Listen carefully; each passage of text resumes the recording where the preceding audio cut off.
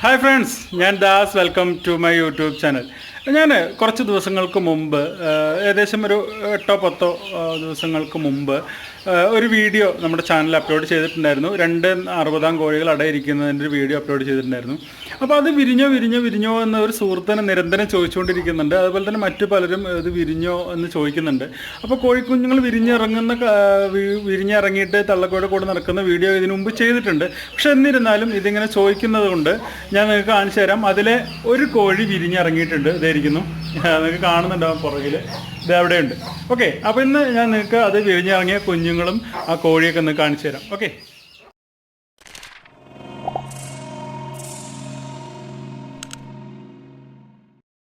അപ്പോൾ ഇത് ആ വിരിഞ്ഞിറങ്ങിയ കോഴി കുഞ്ഞുങ്ങളായിട്ട് നടക്കുന്നുണ്ട്.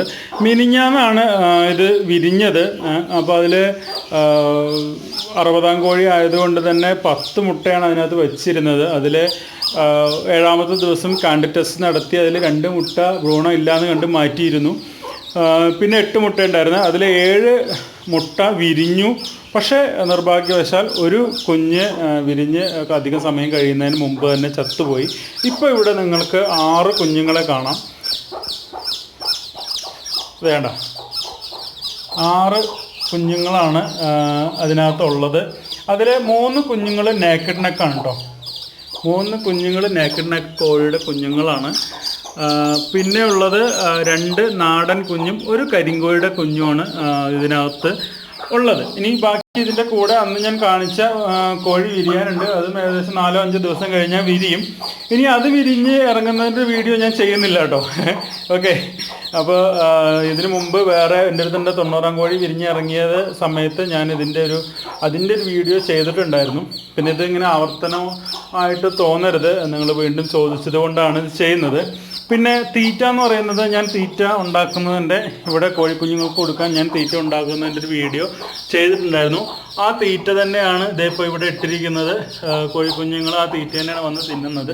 ഇവിടെ വെള്ളം എന്ന് പറഞ്ഞാൽ ഇതിനകത്ത് ഞാൻ കുറച്ച് മരുന്നുകൾ, അതും ഞാൻ നേരത്തെ പറഞ്ഞിട്ടുള്ളതാണ്. പച്ചമഞ്ഞൾ, തുളസി ഇല, പനിക്കൂർക്കയുടെ ഇല, ഇത് 3 കൂടെ അരച്ച് ഈ വെള്ളത്തിൽ മിക്സ് ചെയ്തിട്ട് ആ വെള്ളമാണ് കുഞ്ഞുങ്ങൾക്ക് കുടിക്കാനായിട്ട് വെച്ച് കൊടുത്തിട്ടുള്ളത്.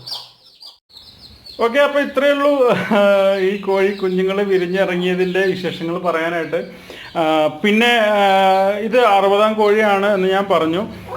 പറ്റുകയാണെങ്കിൽ ഇത് 60ാമത്തെ ദിവസമോ അല്ലെങ്കിൽ അതിന് ഏകദേശം അതിനോടനുബന്ധിക്കുന്ന ദിവസങ്ങളോ ഇതിനെ കൊത്തി അകറ്റുന്ന സമയത്തിന് മുമ്പായിട്ട് ഞാനൊരു വീഡിയോ കൂടെ എടുക്കാൻ വേണ്ടി ശ്രമിക്കാം, പറ്റുകയാണെങ്കിൽ കേട്ടോ. കാരണം ഇത് വലുതായി 1 മാസമൊക്കെ ആയിക്കഴിഞ്ഞാൽ കുഞ്ഞുങ്ങൾക്ക് ആരെങ്കിലും വരികയാണെന്നുണ്ടെങ്കിൽ ഞാനത് സെയിൽ ചെയ്യും.